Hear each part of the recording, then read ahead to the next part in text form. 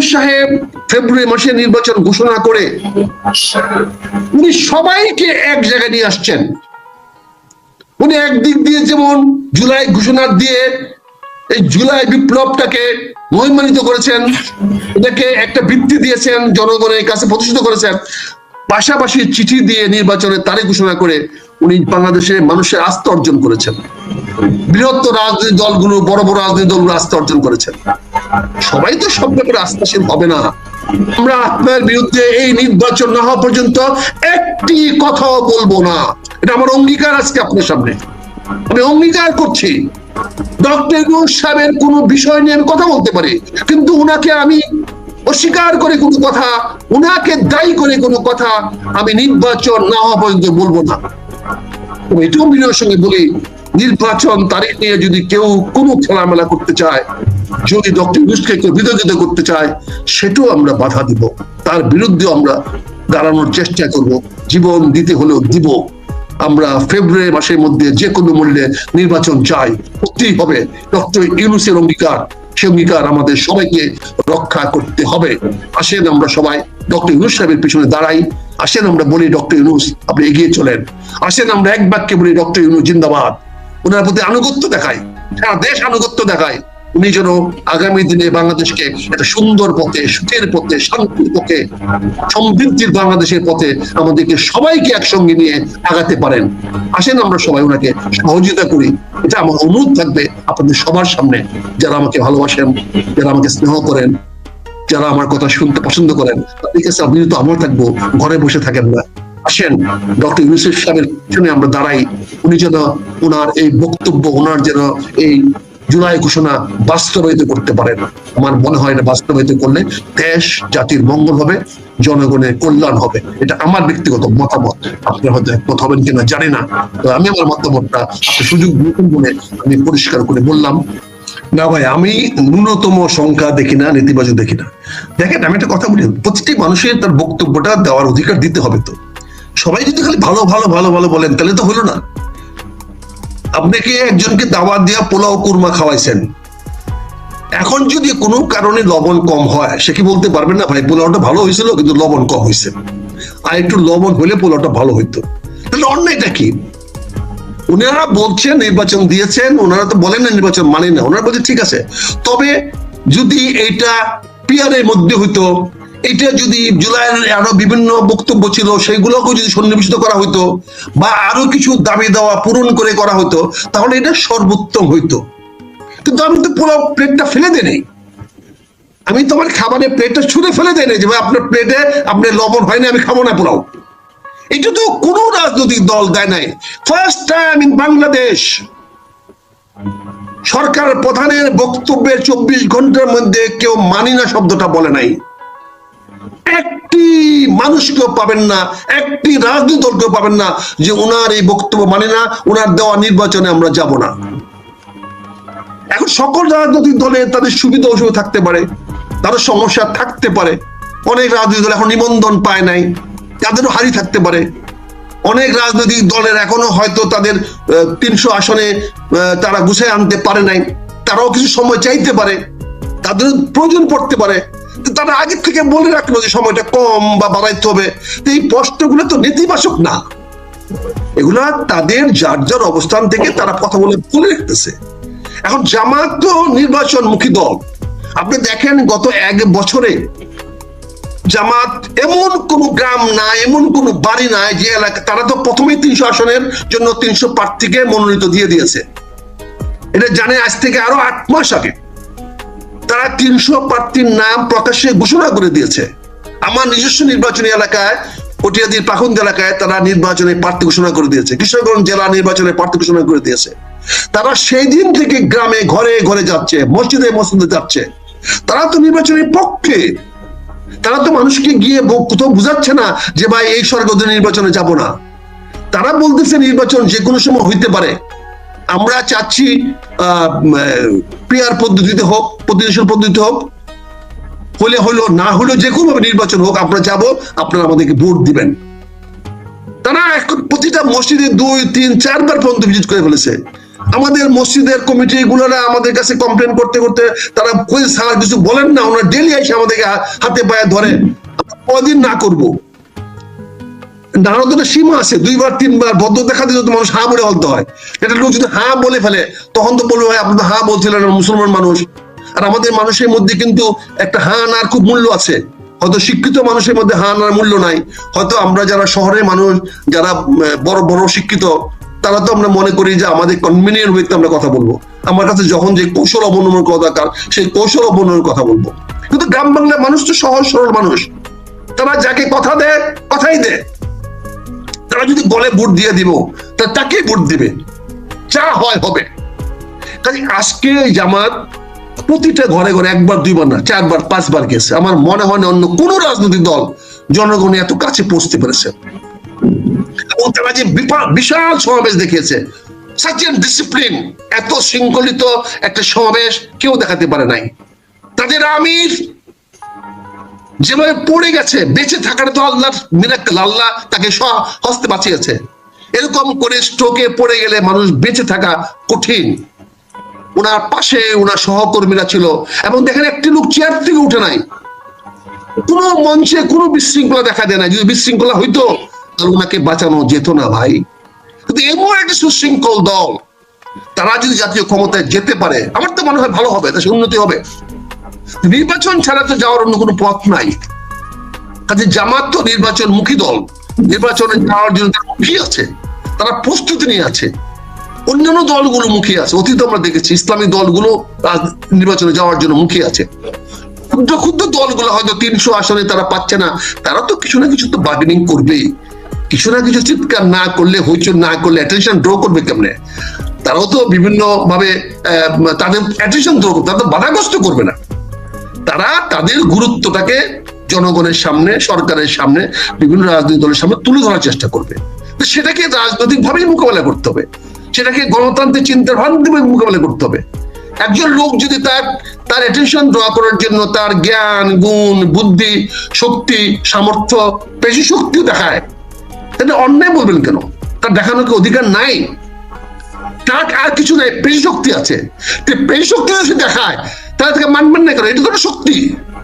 Hitler তাই দেখেছে, Alexander তো জ্ঞান বুদ্ধি দিয়ে রাজ্য জয় করে নাই, ইসাকা তো তার জ্ঞান বুদ্ধি দিয়ে বাংলাদেশের রাজত্ব করে নাই। তারা তো পেশি শক্তি দিয়ে রাজ্য শাসন করেছে। তারা যদি পেশি শক্তি রাজ্য শাসন করতেছে, তারা যদি গ্রেট আলেকজান্ডার হইতে পারছে, তারা যদি গ্রেট মোগল হইতে পারছে, সুলেমান হইতে পারছে, তাহলে কেন যে কোনো আইপি পার্টি কেন পারবে না? এনসিপি কেন পারবে না পেশি শক্তি দেখাইতে? পেশি শক্তি দেখানো তো রাজনীতির অংশ। আপনি রাজনীতি বলে মোকাবেলা করেন, তোকে বলে পেশি শক্তিকে পেশি শক্তিতে মোকাবেলা করেন।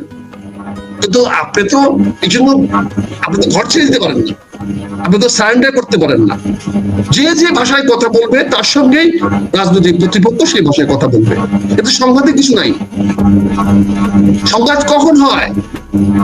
যখন দুইটি সম শক্তি বিভিন্ন বিষয়ে পরস্পর বিরোধিতা করে। এখানে বিএনপি জামাতের মধ্যে কোনো পরস্পর বিরোধী কোনো বক্তব্য নাই। এখানে বক্তব্য হয়তো আওয়ামী লীগ বিরোধী আছে, কিন্তু বৃহত্তর রাজনীতিতে আওয়ামী লীগও বলে, বিএনপিও বলে নাই যে আওয়ামী লীগ রাজনীতি আসতে পারবে না, জামাতও বলে নাই। এটা খুচরা দলগুলা বলছে। এনসিপি বাধ্য করেছে সরকারকে আওয়ামী লীগকে যদি নির্বাচন আসতে দিতে না দেওয়া হয়, এটা এনসিপি বাধ্য করেছে। এনসিপি কতটুকু বাধ্য করে রাখতে পারবে সেটা তো বিএনপি জামাতের বিষয় না। বিএনপি জামাত তো বলে নাই যে আমরা আওয়ামী লীগকে নির্বাচন আসতে দিব না, এটা তো কেউ বলে নাই। বড় দুইটা দল তো কেউ বলে নাই। তারা আওয়ামী লীগের সমালোচনা করতেছে, আওয়ামী লীগ খারাপ, আওয়ামী লীগ অত্যাচার করেছে, আওয়ামী লীগের বিচার চাই, এটা এক জিনিস করতেই পারে, কিন্তু তাদেরকে নির্বাচনে আসতে দিবে না এটা তো আমরা এখন পর্যন্ত আওয়ামী লীগ, বিএনপি বা জাতীয় জামাতের কাছ থেকে আমরা স্পষ্ট কোনো অবস্থান পাইনি।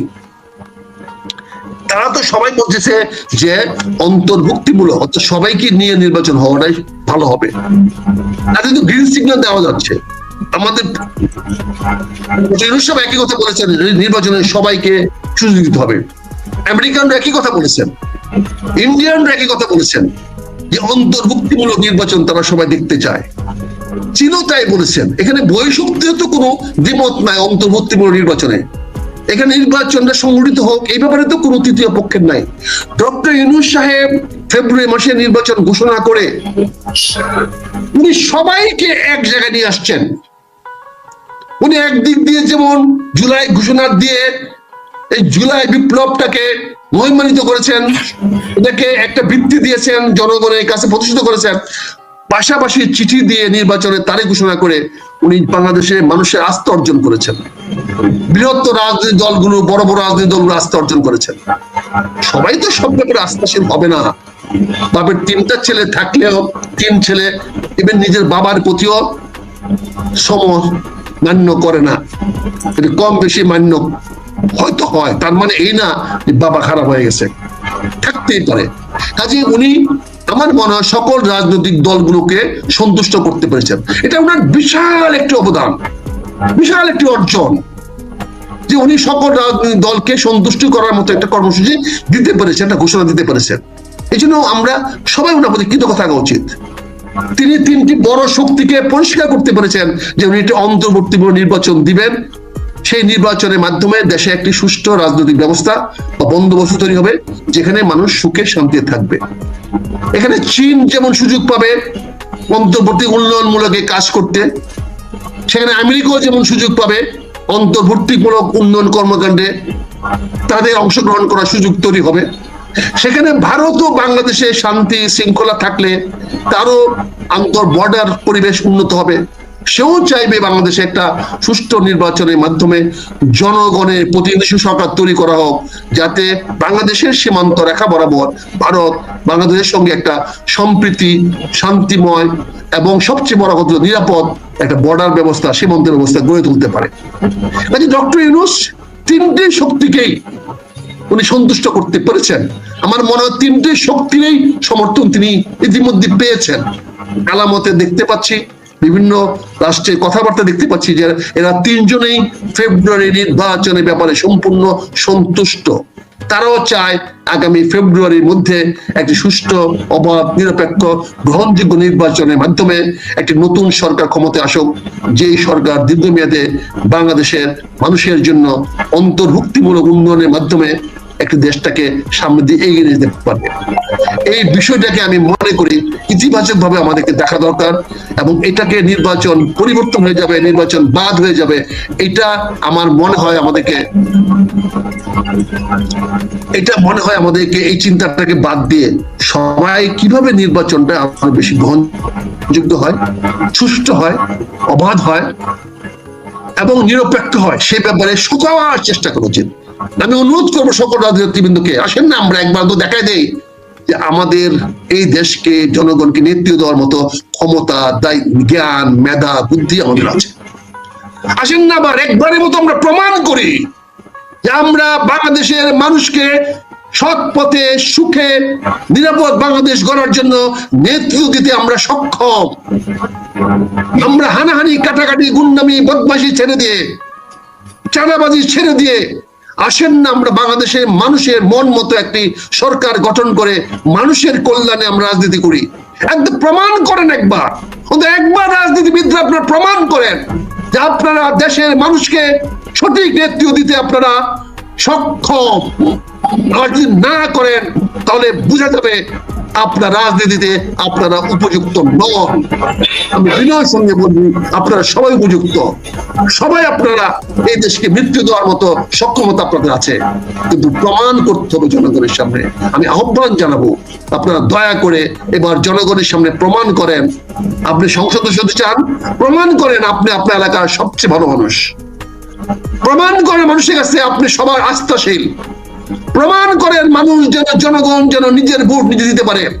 ওদের পুলিশের দরকার নাই, প্রশাসনের দরকার নাই, পুলিশ দিয়ে কোনো নির্বাচন হয় না।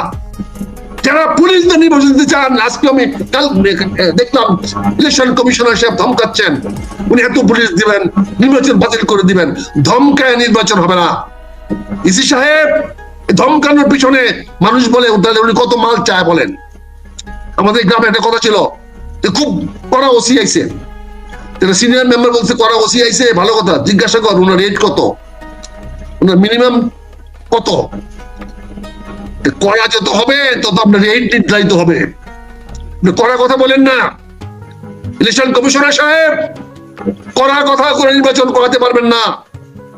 মানুষের কাছে বিনয়ী হন, মানুষকে আহ্বান জানান, আপনারা ভোট কেন্দ্রে আসেন, আপনারা ভালোভাবে ভোট দেন, সুষ্ঠুভাবে ভোট দেন, আপনাদের ভোটাধিকার আপনারা প্রতিষ্ঠিত করেন।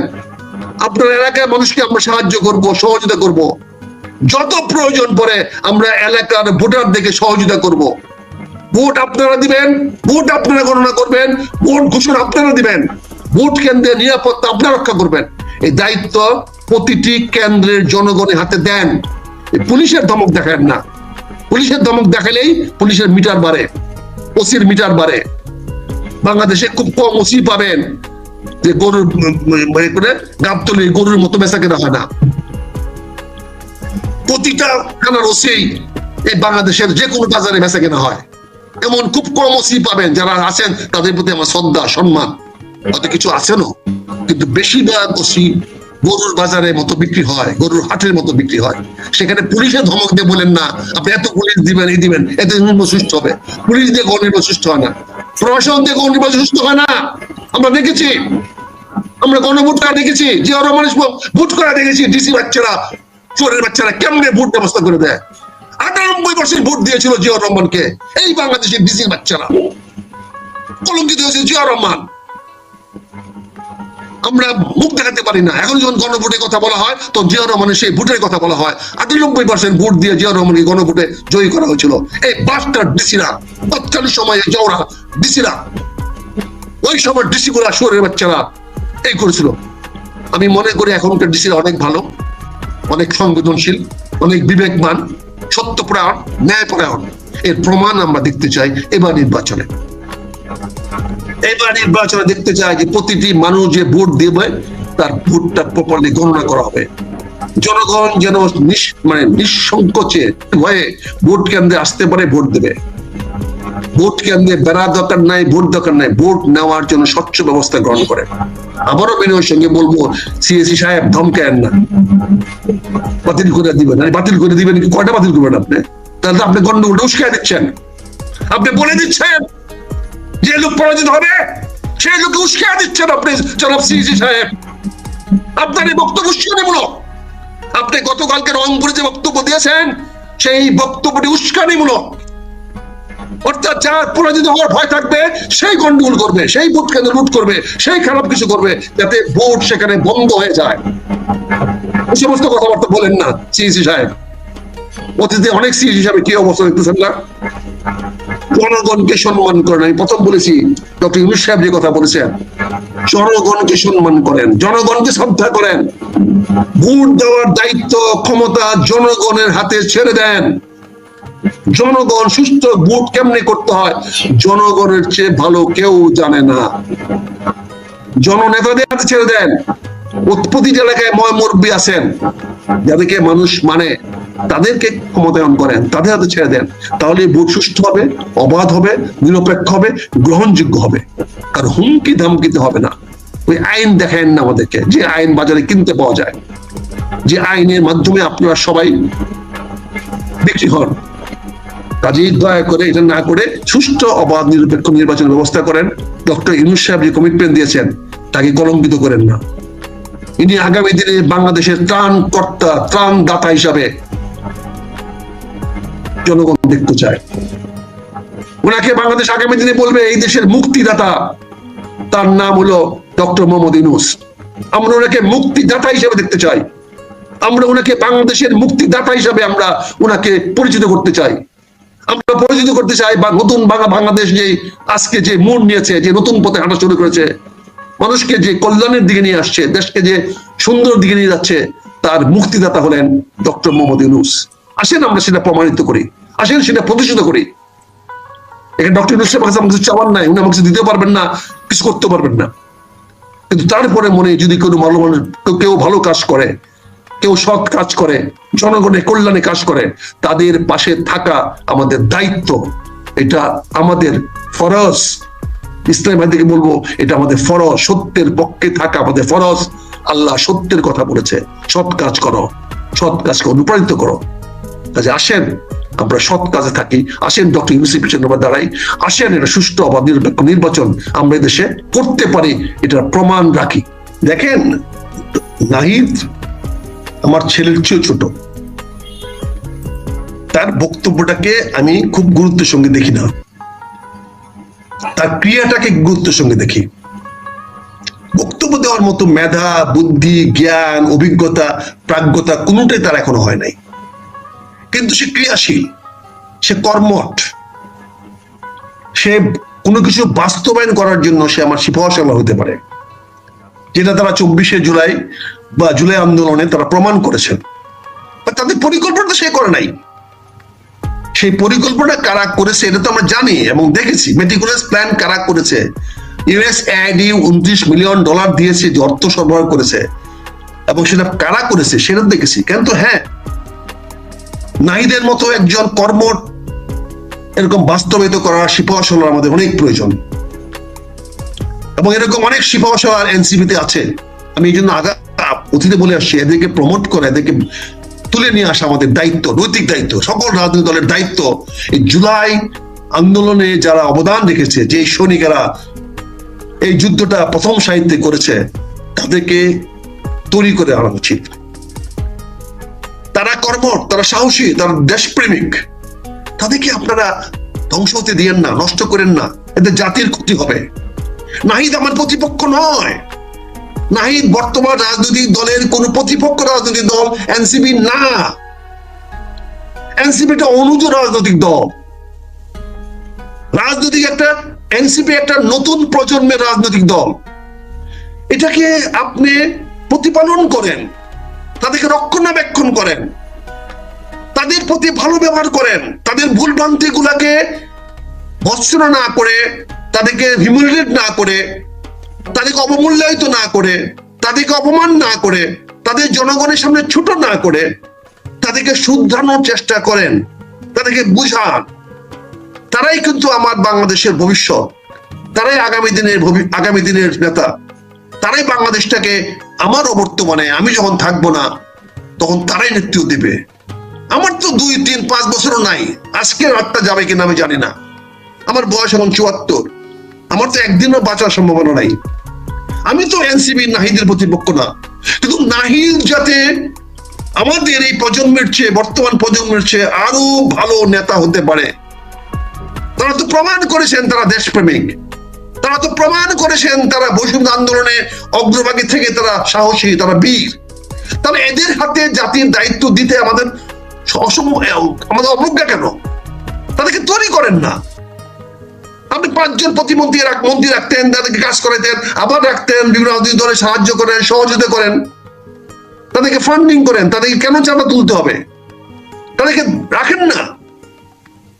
ঠিক আছে, তাদেরকে আপনার বৈষম্য ছাত্র আন্দোলন বা বৈষম্য আন্দোলন ভেঙে দিয়ে তাদেরকে আপনি একটা জায়গায় নিয়ে গেছেন, তাদেরকে আপনার রাজনৈতিক দল করেছেন। সে রাজনৈতিক দলটাকে কেন আপনি তাদেরকে বাধাগ্রস্ত হচ্ছেন? বড় রাজনৈতিক দলগুলো কেন তাদের প্রতিদ্বন্দ্বী হয়ে যাচ্ছেন? তাদের কথাগুলাকে আপনি শুনেন না, কথাগুলোর সঙ্গে তাদের কাউন্টার অ্যাটাক করে কেন তাদের করেন? তাদের উপর প্রতি আক্রমণ কেন করেন? তাদের বক্তব্যগুলো শুনে তাদের সাথে আলোচনায় বসেন, টেবিলে বসেন। বাবা ঠিক আছে, তুমি চাচ্ছ এটা এখন এই মুহূর্তে সম্ভব বা সম্ভব না। তোমরা চেয়েছিলে শেখ হাসিনা পতন হয়েছে, এবং রাষ্ট্রটা আরেকটা শেখ হাসিনার বিকল্প একজনকে তো আনতে হবে। আমি ইচ্ছা করলে আনতে পারি না। ডক্টর ইউনূস আসছেন, যেহেতু তোমরাই বিপ্লবটা ঘোষণা দিয়েছ, তোমরা এনে দিয়েছো, কিন্তু ওনাকে তো দীর্ঘদিন রাখা যাবে না। ওনাকে তো একটা সাংবিধানিক বা আইনের কাঠামোর মধ্যে আসতে হবে। উনি সাংবিধানিক কাঠামোতে না আসলে, আইনি কাঠামোতে না আসলে বিদেশিরা আমাদের সঙ্গে সম্পর্ক রাখবে না। উনি আজকে যেটা করে যাচ্ছেন, আগামী দিনে সেটা জনগণের সামনে চ্যালেঞ্জ হয়ে দাঁড়াতে পারে, জনগণ এটাকে গ্রহণ নাও করতে পারে। অতএব ওনার শাসনটাকে একটা আইনি বৈধতা, সাংবিধানিক বৈধতা দেওয়ার জন্য আমাদের একটা সুষ্ঠু পরিকল্পনা দরকার, সুষ্ঠু কার্যক্রম চালানো দরকার। কাজে এটা তো আলোচনার বিষয়, বুঝানোর বিষয়, তাদেরকে ভৎসনা করার বিষয় নয় তো, তাদেরকে তাচ্ছিল্য করার বিষয় নয় তো, তাদেরকে অপমান করার বিষয় নয় তো। আপনি কেন তাদেরকে আপনি প্রতিদ্বন্দ্বী ভাবছেন? কেন? এরা তো আগামী দিনের প্রজন্ম, এরা তো আগামী দিনের প্রজন্মকে নেতৃত্ব দিবে আরো 50 বছর। যে 50 বছরে আমি মাটিও থাকবো না, আমার মাটিতেও অস্তিত্ব থাকবে না। সেইখানে আমি কেন প্রতিযোগিতা করতে যাচ্ছি তার সঙ্গে? সে আমার আগামী দিনের লিডার, আগামী 50 বছরের সে লিডার, আগামী 30 বছর পরে সে আমার নেতা। আমি নাহিদকে দেখতে চাই আমার 30 বছরের পরের প্রধানমন্ত্রী। আমি হাসনাত আবদুল্লাহ দেখতে চাই সেই বলিষ্ঠ পুরুষ, বাংলাদেশের রাজনীতিতে একটি আইকন। আমি সার্জিস দেখতে চাই তারা বাংলাদেশে মানুষকে সঠিক পথে নিয়ে যাবে, তাদেরকে আমরা তৈরি করতে চাই। কিন্তু সেটা না করে রাজনীতিবিদরা কাদা চোরাচুরি করে এই ছেলেদের প্রতি অবিচার করছেন, অন্যায় করতেছেন। প্রশাসন বলেন, রাজনীতিবিদ বলেন, যারাই বলেন, তাদের প্রতি যা করতেছেন এটা অন্যায়, এটা অবিচার, এটা তাদের প্রতি আপনারা গুরুতর অন্যায় করতেছেন।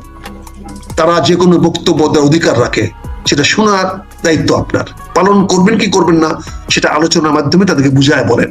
আমি সেই মিনতি করব, সেই কামনাই করব, কিন্তু তাদেরকে আপনারা সমাজের কাছে হেয় করেন না। আজকে সার্জিস হ্যাঁ হয়ে যাওয়া, হাসনাত হ্যাঁ হয়ে যাওয়া, আজকে মেয়েগুলা হ্যাঁ হয়ে যাওয়া, এই নাহিদকে ছোট করা মানে বিপ্লবকে ছোট করা, তাদেরকে জনগণের সামনে ছোট করা, অপমানিত করা মানে আপনি বিপ্লবের সঙ্গে অপমানিত করছেন, বিপ্লবের সঙ্গে বিশ্বাসঘাতকতা করতেছেন। এই জুলাইয়ের বিপ্লবকে আপনি অস্বীকার করার চেষ্টা করতেছেন। জুলাই বিপ্লব, এই আগস্ট বিপ্লব যাই বলেন, 5ই আগস্ট বিপ্লব বলেন, মানে নাহিদ, মানে হাসনাত, মানে সার্জিস, এদিকে বাদ দিয়ে জুলাই বিপ্লব হয় নাই। এটাকে যদি কেউ মানতে না চান, আমি সরি, আমি আপনাকে ভালো মানুষ বলবো না, বরঞ্চ বলবো আপনারা কায়েমি স্বার্থবাদী। আপনাদের হীন স্বার্থের জন্যই আজকে বাংলাদেশে শান্তি স্থাপন হচ্ছে না। আপনারাই হলেন জাতীয় শত্রু, আপনারা হলেন গণশত্রু, আপনারাই মানুষের শত্রু। আপনাদের নিধনে আগে করা উচিত, কালকের প্রজন্ম হয়তো তাই ভাববে।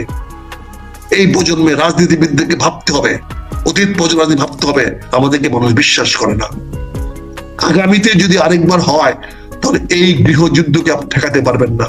অনেক মানুষ কতল হয়ে যাবে, অনেক মানুষ ক্ষতিগ্রস্ত হয়ে যাবে। এই রাজপথ ছেড়ে সংলাপে আসেন, আলোচনায় আসেন, মানুষের কল্যাণে আসেন। কাউকে হেয় করবেন না, কাউকে গালাগালি করে গালমন্দ করে সমস্যার সমাধান হয় না, কাউকে ধমকায় সমস্যা হয় না, চোখ রাঙ্গায় সমস্যার সমাধান হয় না। আলোচনা, আলোচনা, আলোচনা, সংলাপের মাধ্যমে মানুষের ভাগ্যের পরিবর্তন করা সম্ভব। ডক্টর ইউনূস দেখিয়ে দিয়েছেন, 1 বছরে উনি কৃতিত্ব দেখিয়েছেন যে হ্যাঁ উনার ধৈর্য আছে, আলোচনার মাধ্যমে দেশটিকে সঠিক দিকে নিয়ে যাওয়ার প্রাজ্ঞতা, জ্ঞান, বুদ্ধি, অভিজ্ঞতা ডক্টর ইউনূস আছে। আসেন আমরা ওনার সঙ্গে এক হয়ে ওনাকে শক্তিশালী করি। দেশ অবশ্যই আগামীতে বাংলাদেশের ভালোর দিকে যাবে। আসেন আমরা সবাই বলি ডক্টর ইউনূস জিন্দাবাদ, ডক্টর ইউনূস যেখানে আমরা আছি সেখানে। আমরা বলতে চাই ডক্টর ইউনূস আপনি এগিয়ে চলেন, বাংলাদেশের মানুষ আপনার সঙ্গে আছে।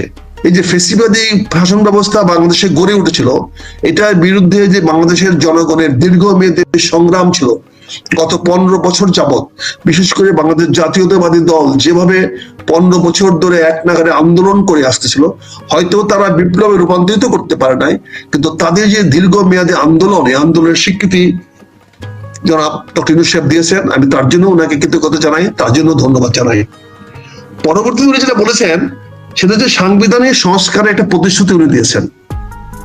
দেখেন, সংবিধান কোন স্থায়ী দলিল নয়, সংবিধানের মধ্যেই সংবিধান সংশোধন করার প্রয়োজনীয়তা আছে।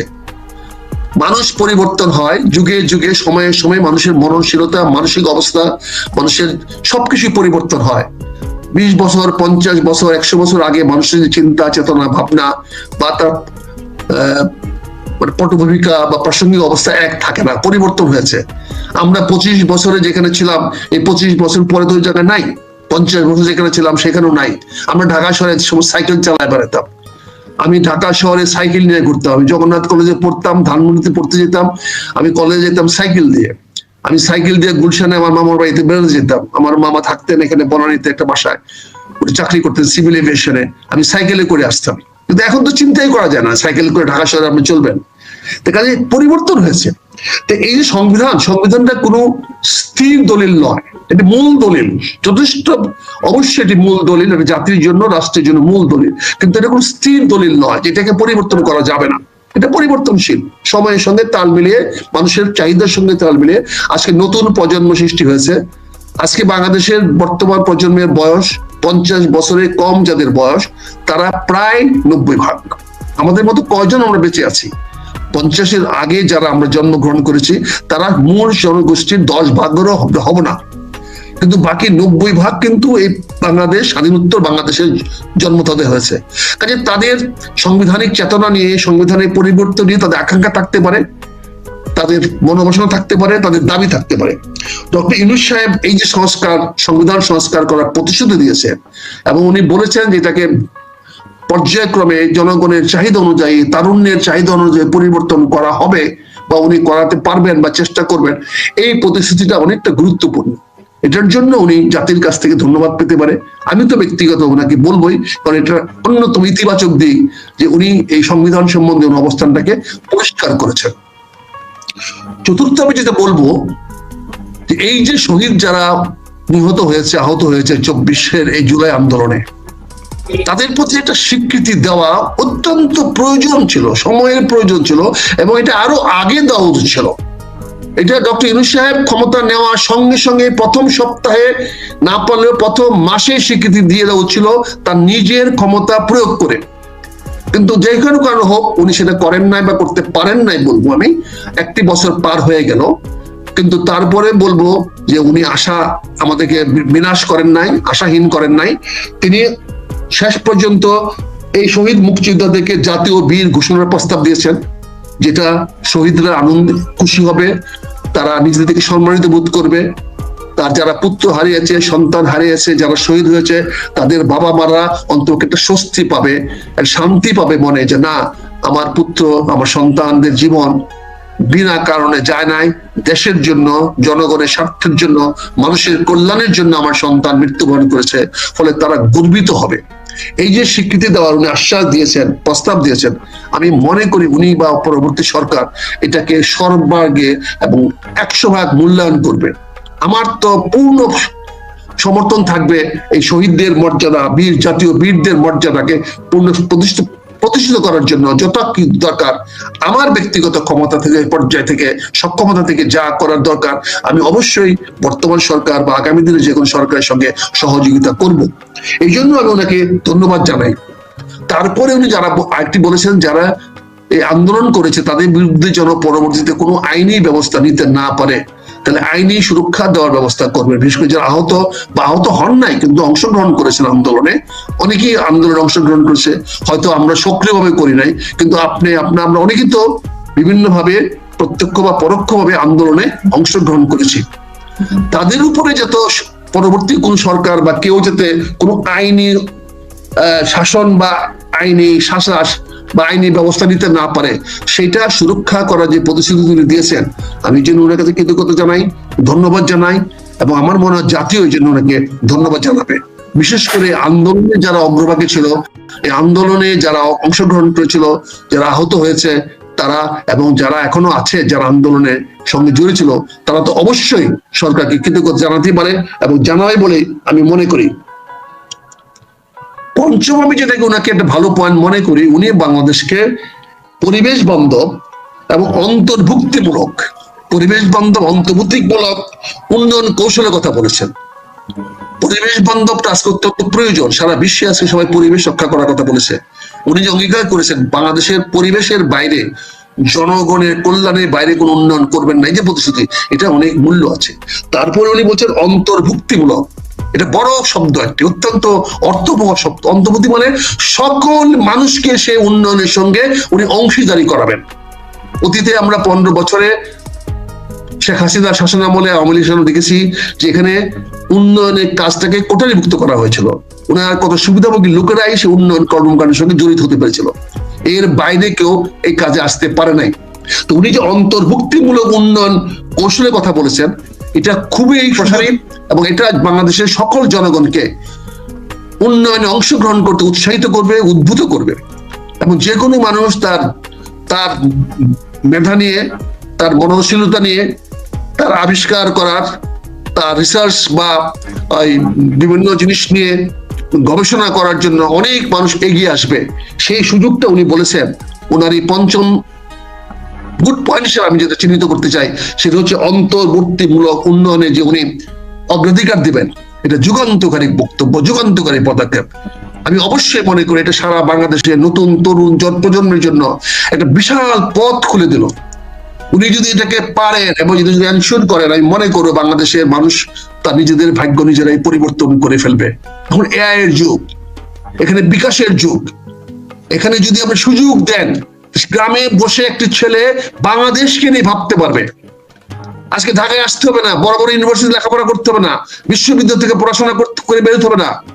একটি মেধাবান, একটা অত্যন্ত চৌকস বা স্মার্ট ছেলে গ্রামে বসে ইন্টারনেটের মাধ্যমে এআই এর মাধ্যমে আপনি যে কোনো সৃষ্টিশীল কাজে তারা জড়িত হতে পারবেন, তারা যে কোনো কিছুতে অবদান রাখতে পারবেন, এমনকি বিশ্বের শ্রেষ্ঠতম আবিষ্কার তারা করতে পারবেন এই গ্রাম বাংলায় বসে, শুধু একটা ইন্টারনেটের মাধ্যমে, এআই এর মাধ্যমে। কাজে এই যে অন্তর্ভুক্তিমূলক উন্নয়নের কৌশলটা উনি সবার জন্য দ্বার খুলে দিবেন বলেছেন, এটা অত্যন্ত যুগান্তকারী পদক্ষেপ হবে।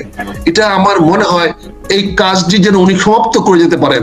আমার যদি যত সমর্থন দরকার, সহযোগিতা দরকার, আমি ডক্টর ইউনূস সাহেবকে এই কাজের জন্য আমি অবশ্যই উৎসাহিত করবো, অবশ্যই ওনার পাশে দাঁড়াবো, অবশ্যই কাজ করার চেষ্টা করব। কাজে এই 5টি জিনিসকে আমি ওনাকে ইতিবাচক বলে মনে করেছি এবং সেটি আমি আমার ফেসবুকে দিয়েছি।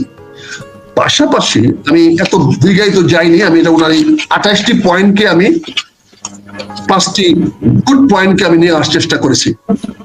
পাশাপাশি আমি একজন সচেতন মানুষ হিসাবে ভালোকে ভালো বলার যেমন আমি চেষ্টা করি, তেমন মন্দটাকেও মন্দ বলার চেষ্টা করি। তাতে যদি কেউ অসন্তুষ্ট হন, সেটা হলো আমার দুর্ভাগ্য, এটা আমার কিছু করার না, হয়তো আমি সেভাবে হয়তো চিন্তা করতে পারি না। আমি ওনার এই বক্তব্যটাকে আমি 5টি বিষয় আমি খুব শঙ্কা সৃষ্টি হয়েছে আমার মধ্যে। তার একটি হলো উনি যে রাজনৈতিক ভাষা ব্যবহার করেছেন, এই ভাষার তীব্রতাটা খুবই কঠিন ছিল।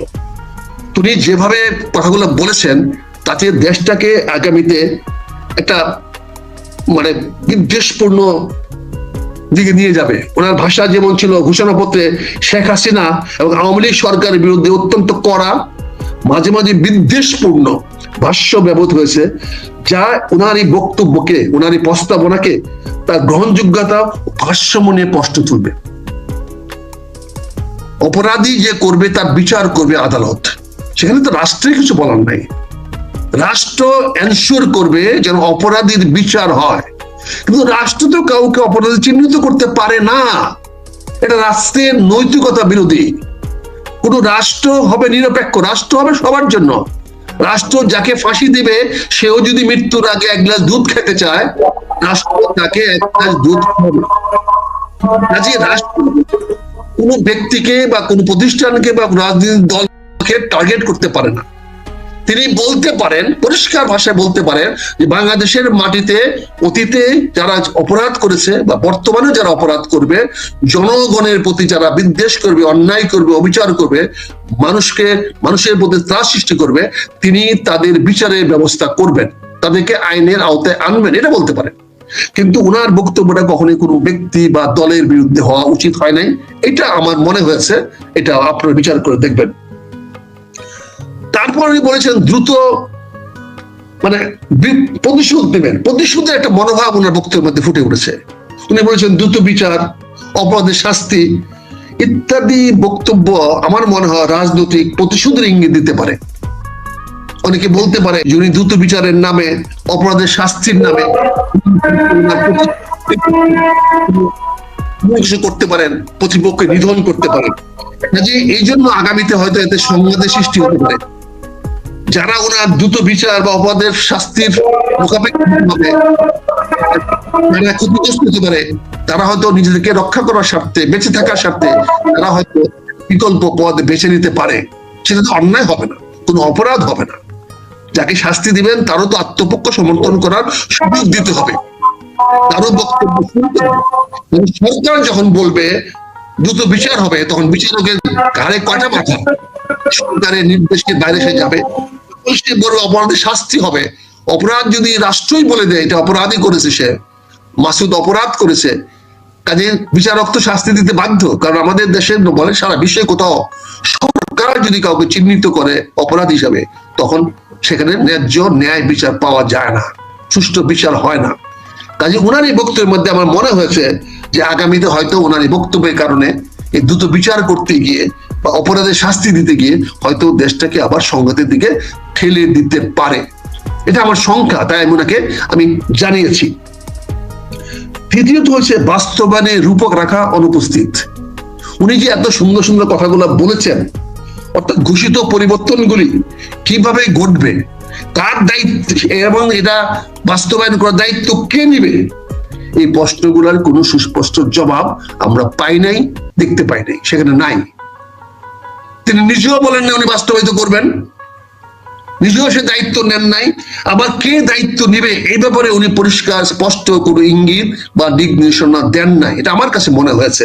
কাজেই এই বাস্তবায়নের অনুপস্থিতিটা ঠিক হয় নাই।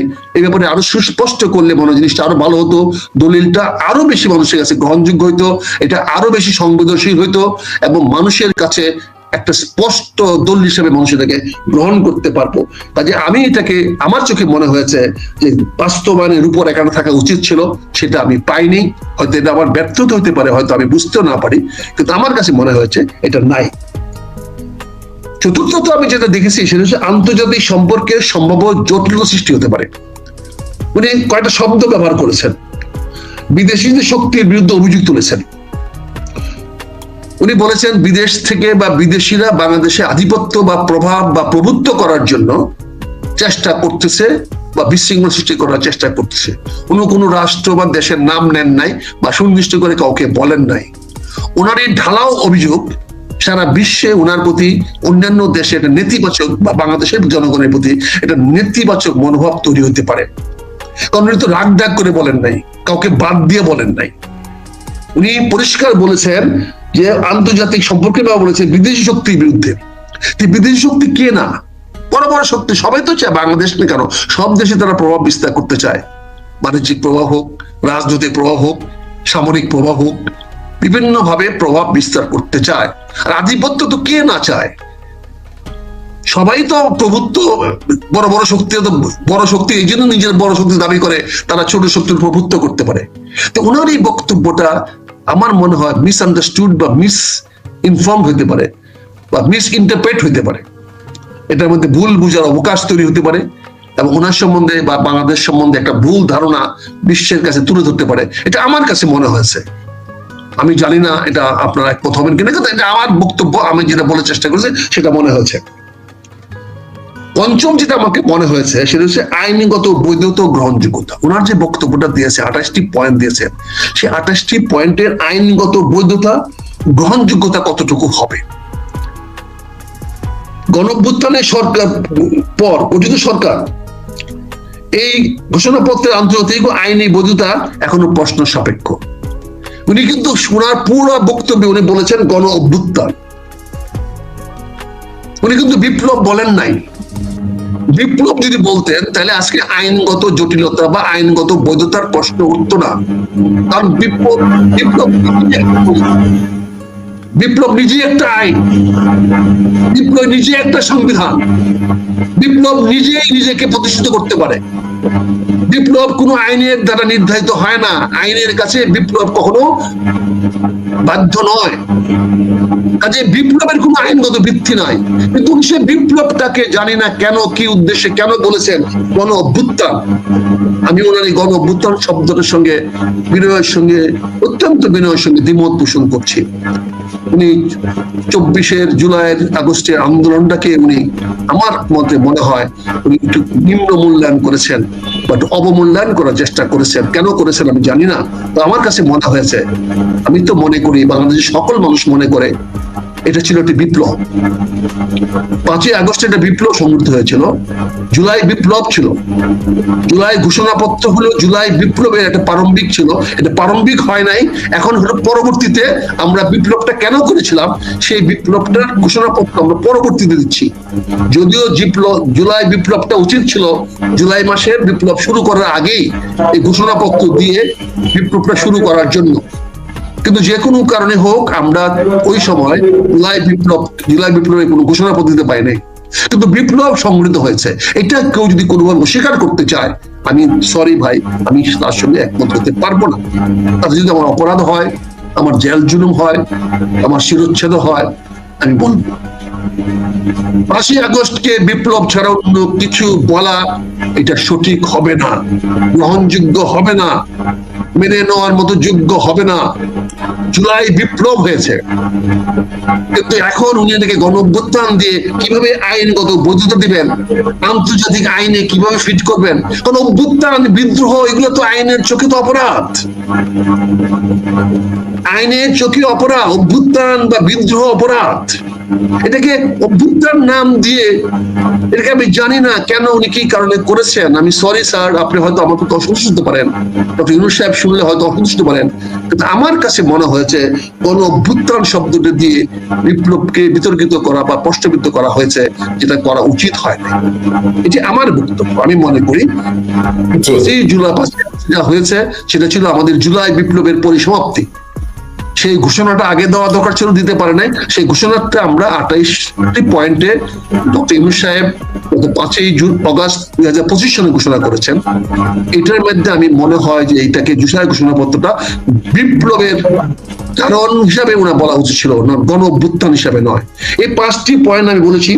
তারপরে আমি বলবো, তার শেষে আমি বলবো, সবকিছু ভালো বা মন্দ দিক বিচার করেও বলবো আমি যে জুলাই ঘোষণাপত্র শুধু একটি রাজনৈতিক বিবৃতি নয়। আমার কাছে মনে হয় শুধুমাত্র রাজনৈতিক বিবৃতি বা স্টেটমেন্ট অফ পলিটিক্স না, এটা একজনের শুধু বক্তব্য হিসেবে চিনব না, বরং এটা একটি আশা এবং আতঙ্কের মিশ্র দলিল বলে আমি মনে করি। একদিকে আশা জাগিয়েছে, এটা আশা জাগনিয়া, এটা আমাদের মধ্যে আগামী দিনে বেঁচে থাকার জন্য, বাংলাদেশটিকে আরো সুন্দর, সবলীল, আরো উন্নত করার জন্য যে আশা জাগিয়েছে। পাশাপাশি আমার মতো কিছু কিছু মানুষের মনে হয়তো আতঙ্কেরও সৃষ্টি হয়েছে। হিংসা ছড়ানোর মতো কিছু উপাদান এর ভিতরে রয়েছে, আমার কাছে মনে হয়েছে যে এটা হয়েছে।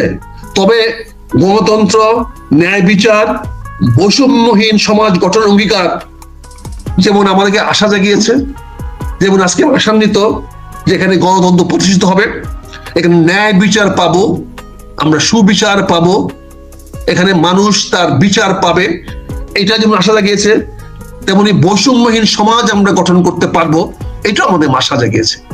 এই 3টি ব্যাপারে আমাদের আশা খুবই স্পষ্ট। আমি তো আশাবাদী 3টি বিষয়ে। আমি তো গণতন্ত্রের জন্য আশাবাদী, আমি তো ন্যায় বিচার পাবো এটাতে আমি আশাবাদী, আমি বৈষম্যহীন সমাজ গঠন আমরা করতে পারবো ডক্টর ইউনূসের নেতৃত্বে, এ ব্যাপারে আমি শতভাগ আশাবাদী। কিন্তু পাশাপাশি অন্যদিকে আমার মনে হয়েছে অতীতের দমন, নিপীড়ন প্রতিরোধ করতে গিয়ে আবার নতুন না অস্তিত্ব সৃষ্টি হয়। অতীতের কাউকে দমন করতে গিয়ে, অতীতের কাউকে অপরাধীকে শাস্তি দিতে গিয়ে অপরাধী কাউরের বিরুদ্ধে প্রতিশোধ আমরা নিয়ে ফেলি। এটা না আবার প্রতিশোধে হয়, এটা অস্তিত্ব বা প্রতিশোধ চক্র না তৈরি করে ফেলে। আবার না আমাদের মধ্যে একটা অস্থির তৈরি হয় যে অমুক কাটতে হবে, অমুকে কাটতে হবে, অমুককে ধ্বংস করতে হবে, অমুককে দেশ থেকে বিতাড়িত করতে হবে, অমুককে দেশে আসতে দেওয়া যাবে না, অমুককে গণতন্ত্রে আসতে দেওয়া যাবে না, রাজনীতি করতে দেওয়া যাবে না, অমুক বিরুদ্ধে প্রতিশোধ দিতে হবে। এই ধরনের একটি আতঙ্কময় পরিবেশ সৃষ্টি করে কিনা, এই ব্যাপারে আমাদের সাবধান থাকতে হবে। এরকম পরিবেশ সৃষ্টি হলে গণতন্ত্র ব্যাহত হবে, এরকম অবস্থা সৃষ্টি হলে অন্তর্বর্তীমূলক উন্নয়ন ব্যাহত হবে, এরকম একটা আতঙ্ক বা প্রতিশোধের চক্র তৈরি হলে আমাদের বৈষম্যহীন সমাজ গঠন করতে আমাদেরকে প্রতিকূল অবস্থায় পড়তে হবে। তাই এই বিষয়গুলো আমাদেরকে খেয়াল রাখতে হবে। তাই আমি মনে করি সুষ্ঠু রাজনৈতিক পরিবেশ, সংলাপ, জবাবদিহিতা এবং সর্বোপরি জনগণের প্রতি শ্রদ্ধা, এই 4টি জিনিসের মাধ্যমে এই ঘোষণাপত্র চরম বাস্তবতা পেতে পারে। 4টি বিষয় আমাদেরকে পরিষ্কার হতে হবে। একটি হলো সুষ্ঠু রাজনৈতিক পরিবেশ। বাংলাদেশে আমাদেরকে যে কোনো মূল্যে ত্যাগ স্বীকার করে হলো সকল রাজনৈতিক দলগুলো তাদের ব্যক্তিগত রাজনৈতিক বা দলীয় রাজনৈতিক স্বার্থের ঊর্ধ্বে উঠে জনগণের কল্যাণে একটি সুষ্ঠু রাজনৈতিক পরিবেশ সৃষ্টি করতে হবে। আমাদের মধ্যে রাজপথে ফয়সালার চেয়ে সংলাপের মধ্যে ফয়সালা করার মানসিকতার মধ্যে ফিরে আসতে হবে। আমরা সংঘাতময় পরিবেশ দাবি দেওয়ার জন্য আলোচনার টেবিলকে প্রাধান্য দিতে হবে। রাজপথে মীমাংসা হওয়ার মানসিক মনোভাব থেকে মানসিকতা থেকে আমাদেরকে বেরিয়ে আসতে হবে। রাজপথ থেকে মানুষের চলাচলের উপযোগী রাখতে হবে, সেখানে আন্দোলন বা দাবি আদায়ের জায়গা হতে পারে না। কোন রাজনৈতিক দলের দাবি আদায়ের জায়গা রাজপথ হতে পারে না। এটা আজকে আমাদেরকে স্পষ্ট করতে হবে। আমাদের সমস্যা থাকবে, সমস্যা আছে, আগামীতে আরো সমস্যা বাড়তে পারে, কিন্তু তার সকল সমাধান আমাদেরকে খুঁজতে হবে সংলাপের মাধ্যমে, আলোচনার মাধ্যমে, টেবিলে বসে আমাদের সেই সংলাপ করে আমরা আমাদের সমস্যার সমাধান করব, যাতে দেশ শান্তিময়, সুখময় এবং মানুষের মধ্যে একটা নিরাপদ বোধ জাগরণ হয়, একটা সুন্দর সাবলীল উন্নত বাংলাদেশ আমরা করতে পারি। সর্বোপরি বলবো, সবার আগে এর আগে বলবো আমাদের জবাব দিয়ে থাকতে হবে। সরকারে যিনি যাবেন না কেন, যারাই যে কাজ করবেন না কেন, ইউনিয়ন পরিষদের একটা চেয়ারম্যান থেকে নিয়ে রাষ্ট্রের প্রধানমন্ত্রী বলেন, রাষ্ট্রপতি বলেন, সবাইকে জনগণের কাছে জবাবদিহি করার ব্যবস্থা নিশ্চিত রাখতে হবে। এই বিষয়টি আমাদেরকে সুনিশ্চিত পদক্ষেপ রাখতে হবে যে জবাবদিহিতার অবস্থা থাকে। আমরা যে ক্ষমতায় যাই সেই জন্য রাবণ না হয়ে উঠি, সেই জন্য একমাত্র দেশের মালিক না হয়ে যায়। এই অবস্থা থেকে আমাদেরকে মুক্তি করতে হবে। আমাদেরকে জনগণের কাছে জবাবদিহি, আমাকে যারা ভোট দেবে, যাকে আমাকে নির্বাচিত করবে, তাকে সেজন্য আমার কাছে কৈফিয়ত চাইতে পারে, সেজন্য আমাকে বলতে পারে আপনাকে যে ভোট দিয়েছিলাম সেই ভোটের প্রত্যাশা আপনি পূরণ করেন নাই মেজর আক্তার সাহেব, অতএব আমরা আপনার কাছে জবাব চাই। এই জবাবদিহিতার ব্যবস্থা আনতে হবে। সর্বোপরি আমি মনে করি আমাদের সকল রাজনৈতিক দল, আমলা, সামরিক বাহিনী, পুলিশ, সবাইকে মনে রাখতে হবে এই দেশটা জনগণের। আমরা সবাই, রাজনৈতিক নেতাই বলেন, কর্মী বলেন, সরকারি কর্মচারী বলেন, প্রশাসন বলেন, আমরা সবাই জনগণের সেবক। আমাদেরকে চূড়ান্ত মনে রাখতে হবে, আমাদেরকে জনগণকে সুখী করা আমাদের একমাত্র এবং একটি মাত্র দায়িত্ব। আমাদের সবাই মনে রাখতে হবে, আমাদের কোনো কাজে যেন জনগণের কল্যাণ বিঘ্নিত না হয়, জনগণ শান্তি যেন বিঘ্নিত না হয়, জনগণের মধ্যে যেন নিরাপত্তা বোধের অভাব না হয়, এটা আমাদের সবাইকে নিশ্চিত করতে হবে। প্রশাসন বলেন, রাজনৈতিক বলেন, পুলিশ বলেন, সামরিক বাহিনী বলেন, বিচার ব্যবস্থা বলেন, আমলা বলেন, যারাই বলেন, শিক্ষক বলেন, ডাক্তার বলেন, পেশাজীবী বলেন, ব্যক্তি বলেন, সমষ্টি বলেন, গোষ্ঠী বলেন, সবার লক্ষ্য রাখতে হবে, আমাদের সবার লক্ষ্য হলো জনগণের কল্যাণ করা। জনগণে আমাদের জনগণের সেবা করাই হবে আমাদের একমাত্র কাজ। এটা যারা করতে পারবেন না তারাই হবেন জনশত্রু, গণশত্রু। তাদের নিধন আমরা কামনা করি, তাদের ধ্বংস আমরা কামনা করি। আমরা জনশত্রুর সঙ্গে আমরা বাস করতে চাই না। লড়াই আমরা রাখতে চাই অব্যাহত ওই গণশত্রুদের বিরুদ্ধে, জনগণের শত্রুদের বিরুদ্ধে। কাজেই এই যে ঘোষণা দিয়েছেন, এই ঘোষণাটাকে আমি স্বাগতম জানাই। ডক্টর ইউনূস সাহেবকে ধন্যবাদ জানাই। উনি বলিষ্ঠ পদক্ষেপ নিয়েছেন, উনি অত্যন্ত বলিষ্ঠ ভাষায় বলেছেন, এবং উনি সেদিন বলেছেন, এবং উনি নির্বাচনে ওয়াদা করেছিলেন এবং তিনি ওয়াদা রেখেছেন। উনি বলেছেন উনি নির্বাচন কমিশনারকে চিঠি দিবেন যাতে নির্বাচনের একটা দিনক্ষণ স্থির করা হয়।